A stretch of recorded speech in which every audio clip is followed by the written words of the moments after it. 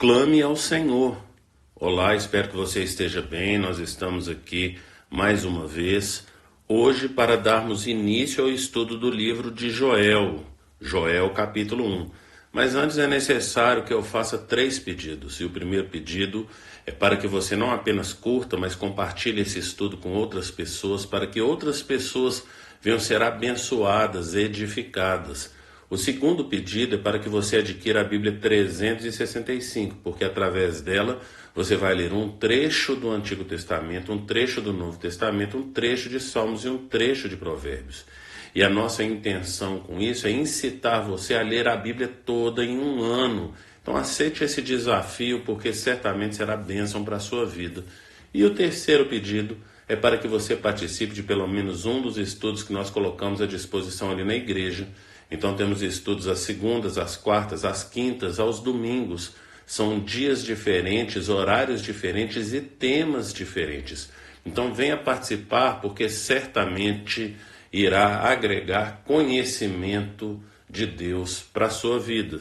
E depois então desses pedidos, eu quero compartilhar hoje Joel capítulo 1, do versículo 13 ao versículo 15, que diz: Ponham vestes de luto, ó sacerdotes, e pranteiem.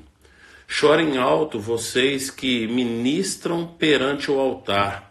Venham, passem a noite vestidos de luto, vocês que ministram perante o meu Deus, pois as ofertas de cereais e as ofertas derramadas foram suprimidas do templo do seu Deus. Decretem um jejum santo, convoquem uma assembleia sagrada, reúnam as autoridades e todos os habitantes do país no templo do Senhor, o seu Deus, e clamem ao Senhor. Ah, aquele dia, sim, o dia do Senhor está próximo, como destruição poderosa da parte do Todo-Poderoso, ele virá. Então nós iniciamos aqui o estudo do livro de Joel com esse trecho, e porque não lemos desde o início, às vezes você pode não entender o que está acontecendo. Então, antes de tudo, dê uma parada aqui nesse estudo e leia todo o capítulo 1 para você poder entender por que eu destaquei aqui esse trecho. O que vem acontecendo então aí no capítulo 1 é que houve então uma destruição da plantação da lavoura ali do povo. Isso você vai perceber aí então nos primeiros versículos aqui desse capítulo, falando do que aconteceu. Então, eles passaram ali, como diz aqui no versículo 6, uma nação poderosa e inumerável invadiu a minha terra, seus dentes são dentes de leão, suas presas são de leoa. Então ele está falando aqui, o profeta Joel, ele está falando aqui a respeito de algo que aconteceu ali então na terra onde ele está, que ele compara então esse ataque dos gafanhotos à lavoura como um exército invadindo uma cidade. Eu preciso lembrar que quando você começa a ler esse livro, a gente não tem muita informação, então por isso fica um tanto quanto difícil entendermos em que período que esse livro foi escrito, para poder identificarmos ali, algumas singularidades de períodos do povo de Israel. Então alguns autores, quase todos os autores colocam então primeiro uma data incerta, mas que certamente está entre o século 9 e o século 4 a.C. E isso traz uma grande dificuldade para a gente, porque são 500 anos, e em 500 anos do século 9 a.C. até o século 4 aconteceram tantas coisas.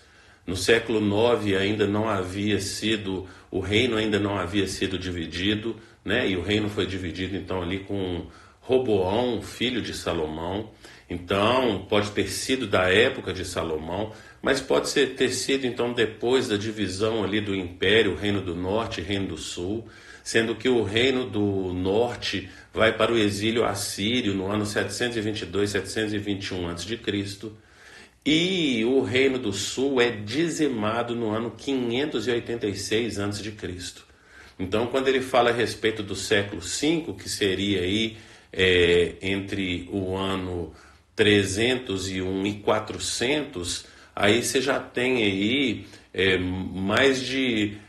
o retorno do exílio babilônico acontece por volta do ano 530. Então, pode ser, então, depois do retorno do povo ali do Império Babilônico, né? Que depois se tornou persa e medo-persa. Então o povo retorna do exílio, né? Ali depois desse exílio a princípio babilônico. Então seria um período talvez ainda posterior ao retorno do exílio babilônico, que acontece ali no período de Esdras e Neemias.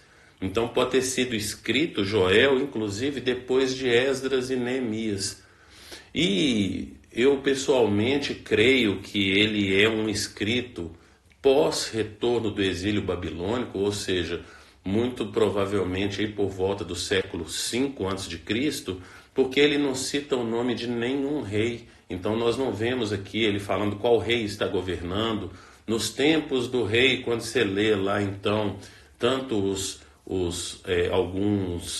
alguns profetas, como por exemplo Isaías, ele vai falar qual foi o período que ele profetizou, quem que eram os reis, né? No caso ali de Isaías, ele vai falar os reis que reinavam ali, tanto em Israel, reino do norte, quanto em Judá, ou Jerusalém, ou Sião, reino do sul.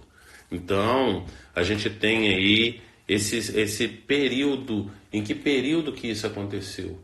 Mas eu preciso relembrar também que no ano 515 foi inaugurado então o templo ali de Zorobabel, que a reconstrução desse templo começa no ano 530 ali com Esdras, no retorno do exílio babilônico, e aí então ele se dá de fato aí no ano 515, conhecido como o templo de Zorobabel, que é o segundo templo, que a gente chama então de segundo templo. Então, no segundo templo, que é citado aqui os sacerdotes, era um período então aí que já tinha o templo novamente, então pode ter ocorrido isso aqui. Mas por que essa informação para a gente é importante? Primeiro que os autores, todos os comentaristas bíblicos, entendem que essa mensagem é atemporal. É uma mensagem que se encaixa para várias gerações fora do tempo, e que é um chamado para o arrependimento. Então, voltando agora, depois dessas informações aqui para o texto, é necessário que a gente venha entender que o profeta aqui, no versículo 13, ele está convocando os sacerdotes, os religiosos, para se voltar para o Senhor em arrependimento. Ele está falando aqui no início do versículo 3, ponham vestes de luto, ó sacerdotes, e pranteiem, chorem alto, vocês que ministram perante o altar. Então aquelas pessoas que estão envolvidas no culto a Deus, os líderes, né, que estão envolvidos ali, ele está chamando, convocando esses líderes para que se voltem ali para o Senhor em arrependimento, chorar, prantear, né, pranteiem, chorem alto. Então você percebe, por exemplo, no livro de Esdras, que foi isso que aconteceu quando eles então, Esdras se viu ali diante do templo destruído, e aí então eles ficaram ali durante 3 horas, né, orando, e mais 3 horas lendo as escrituras, então chamando o povo para esse arrependimento, mas que começou dos sacerdotes.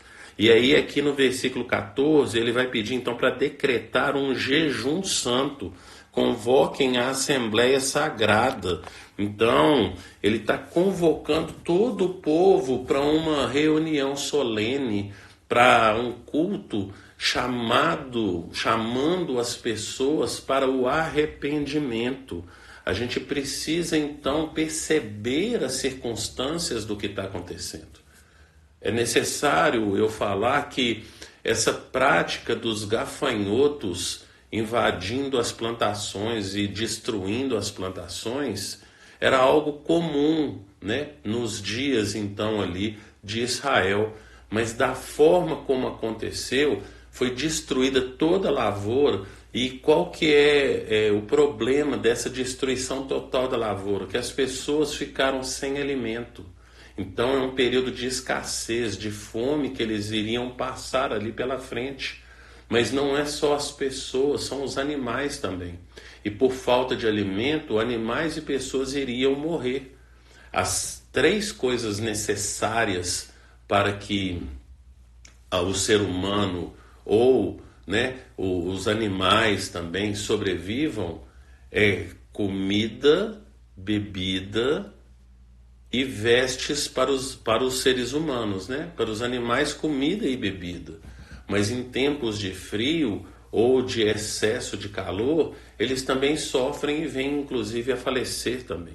Mas o ser humano fica mais vulnerável com relação à ausência então dessas três coisas básicas para a existência de todo ser humano, que é comida, bebida e roupa. Então ele está chamando o povo então para se voltar numa reunião solene ali para o Senhor. Versículo 15, porque ele vai falar que o dia do Senhor está próximo. E essa expressão dia do Senhor traz uma informação muito útil para nós. Porque o dia do Senhor vai ser um dia, então, de bênção para aqueles que são santos, mas de destruição para aqueles que não são santos, né? Então, é bênção para aqueles que são favoráveis a Deus, que se voltam para Deus, vai ser um dia de bênção. Mas para aqueles que não andam nos caminhos do Senhor, será então um terrível dia, porque vai ser um dia de destruição. Será um dia de destruição. Então daí ele falar a respeito daquele dia, e ele fala com expressão de felicidade. Na minha tradução aqui, e eu estou usando a Bíblia Thomas Nelson para poder estar lendo aqui, né, o texto bíblico, diz assim o versículo 15, aquele com H, aquele de coisa boa, e depois ele exclama, porque é um com uma exclamação, depois vem outra exclamação, aquele dia, sim, o dia do Senhor está próximo.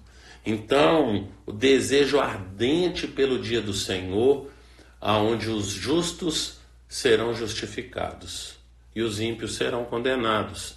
Então, o que o profeta está trazendo para nós aqui, a mensagem que ele traz para nós, é para que a gente venha a pensar nas circunstâncias da vida e entender que algumas circunstâncias da vida são resultados do pecado do povo.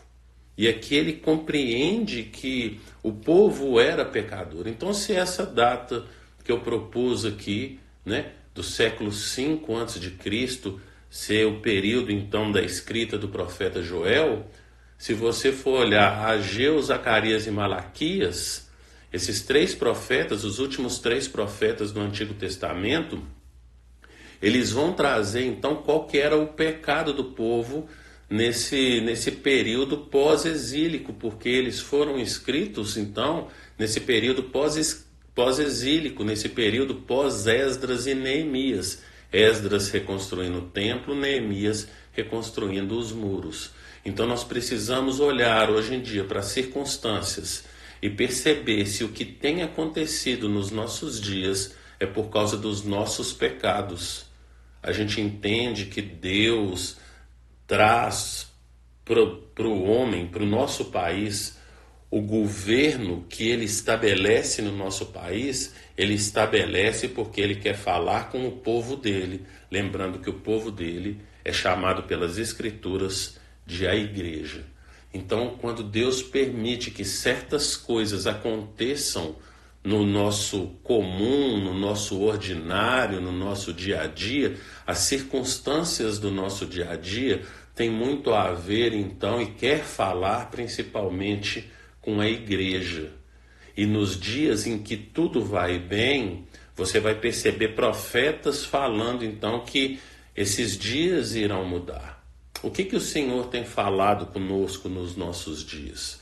Quando você olha para as circunstâncias que a gente tem vivido, nosso dia a dia, aonde Deus nos estabeleceu, o que tem acontecido e o que Deus tem falado conosco? Nós precisamos nos voltar para o Senhor e saber que não existe as coisas ao acaso na vida do cristão. Tudo que acontece na vida do cristão tem a ver com o relacionamento dele com Deus. E Deus permite que certas coisas aconteçam na vida do cristão, ora sim por conta de pecado, e é necessário então que a gente fique atento se há pecado, mas quando não há pecado, o que Deus quer é levar-nos para um outro nível de relacionamento e intimidade com Ele. E o desejo, o anseio do nosso coração deve ser pelo grande dia, aquele dia, como diz o profeta, sim, o dia do Senhor. Pense nisso e que o Senhor te abençoe.